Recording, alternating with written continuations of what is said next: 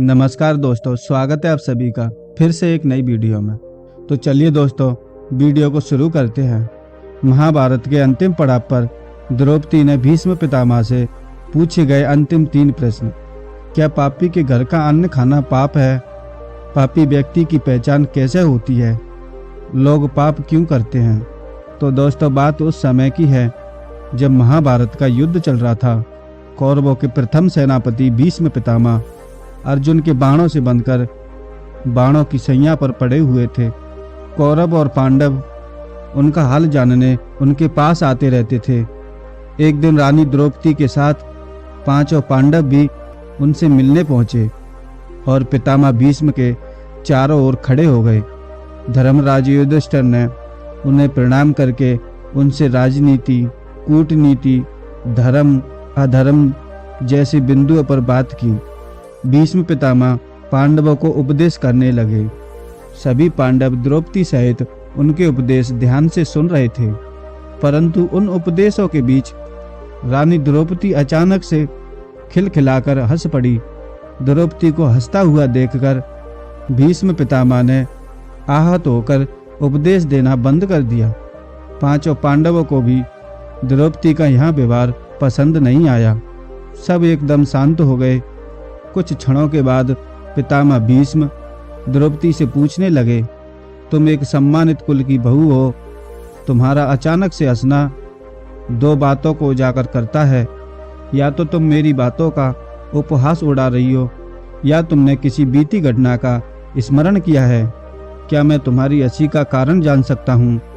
द्रौपदी कहने लगी, पितामह, मेरे हंसने का भाव आपका उपहास उड़ाना बिल्कुल नहीं है, बल्कि मैं यहाँ सोचकर हंस रही थी कि आज आप अन्याय के विरुद्ध लड़ने का उपदेश दे रहे हैं, लेकिन आप स्वयं जीवन भर अन्याय की ओर से लड़ते आ रहे हैं। जब मुझे भरी सभा में निर्वस्त्र किया जा रहा था, तब आपका यहाँ ज्ञान कहाँ चला गया?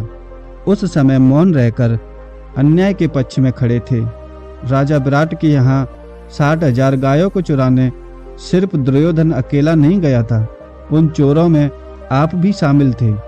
और जब महाभारत का युद्ध निश्चित हो गया, तब भी अधर्म का पक्ष भारी करने के लिए सबसे आगे आप ही खड़े थे। और आज आप पांडवों को धर्म अधर्म की बातें सिखा रहे हैं। मुझे यही सोचकर हंसी आई थी। द्रौपदी की बाणों की तरह चुभने वाली बातें सुनकर भीष्म पितामह की आंखों में आंसू आ गए। कुछ क्षण रुककर भीष्म पितामह कहने लगे, हे पुत्री, आज तुम्हारी बातें सुनकर सचमुच मुझे सोचने पर मजबूर कर रही हैं, परंतु अब विवश हूँ और आज मैं बाणों की सैया पर पड़ा हूँ। इसमें भी मेरा स्वयं का दोष है। हर व्यक्ति अपने कर्म से ही दुख पाता है और अपने कर्म से ही सुख।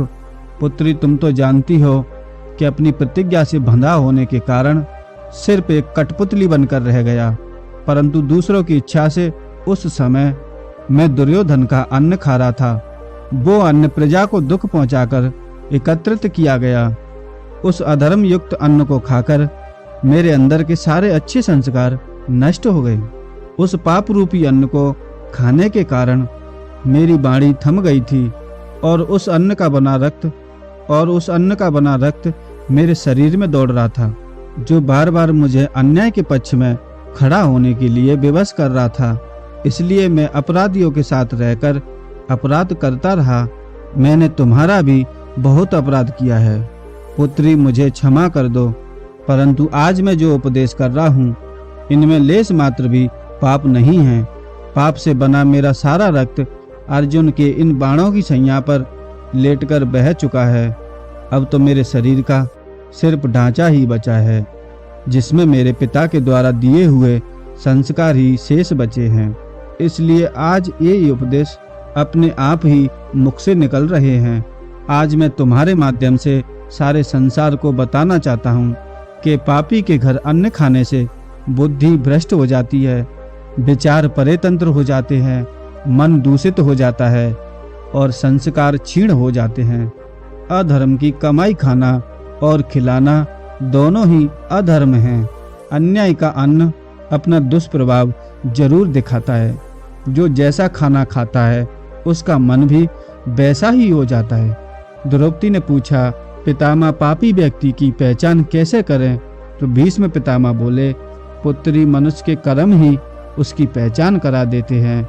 यदि किसी कर्म से जनहानि होती है, किसी की भावनाएं आहत होती हैं, किसी को दुख पहुंचता है, तो निश्चित रूप से वो कर्म धर्म युक्त नहीं है।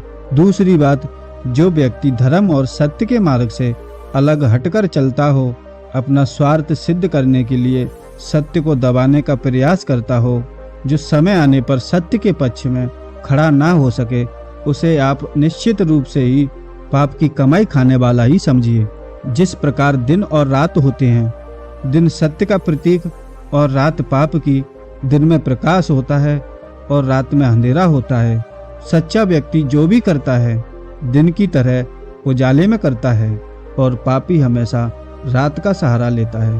पापी व्यक्ति धर्म की प्रशंसा तो करेगा, भीड़ में उनके साथ भी चलेगा, परंतु आवश्यकता पड़ने पर जो मौन रहे, समझ लेना वो पाप की कमाई खाने वाला है।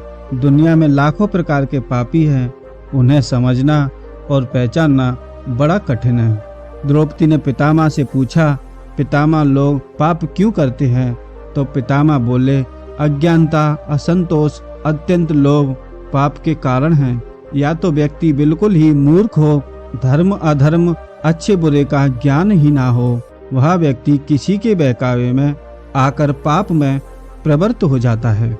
या फिर वो असंतोषी व्यक्ति हो, जिसकी इच्छाएं बहुत विकसित हो जाती हैं। ऐसा व्यक्ति प्रत्येक वस्तु को अपना बनाना चाहता है। जब हमारे भीतर असंतोष बढ़ जाता है, तब हम स्वयं के पास प्राप्त वस्तुओं से खुश नहीं रहते, और यही कारण है कि व्यक्ति पाप का सहारा लेकर वो सब कुछ चाहता है जो उसके पास नहीं है। तीसरा कारण है लोभ, जो धन को देखकर दुगना हो जाता है। लोभ में पड़कर व्यक्ति वो सब कार्य कर डालता है जो अनैतिक है, अधर्म युक्त है। लोभ पाप का जन्मदाता है। हे पुत्री, आज यहाँ जो महाभारत का युद्ध हो रहा है, इसमें भी लोभ की प्रधानता है। यदि ईमानदारी से दुर्योधन पांडवों को उनके अधिकार का राज्य दे देता, तो ये युद्ध नहीं होता। इस महाविनाश का कारण लोभ ही तो है। भीष्म पितामह आगे बोले, हे पुत्री, बिना स्वार्थ के पाप नहीं होता। वो स्वार्थ चाहे किसी भी रूप में हो, धन का स्वार्थ हो, पद प्रतिष्ठा का स्वार्थ हो, काम वासना का स्वार्थ हो, ये सभी स्वार्थ जब तक सीमित रहते हैं तब तक पाप नहीं बनता।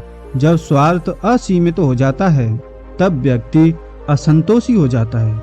दोस्तों, ये वीडियो आपको पसंद आई हो तो वीडियो को लाइक और चैनल को सब्सक्राइब जरूर करें। धन्यवाद।